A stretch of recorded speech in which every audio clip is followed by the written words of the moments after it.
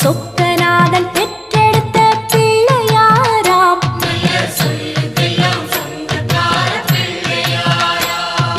கைலாய மலைய விட்டு தெற்கே வந்தாராம். இந்த பிள்ளையாரு பட்டி கண்டு இருந்து விட்டாராம்.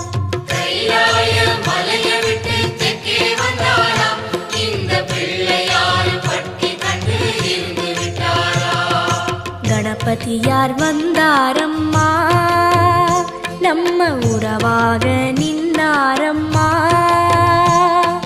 கணபதியார் வந்தாரம்மா, நம்ம உறவாக நின்னாரம்மா.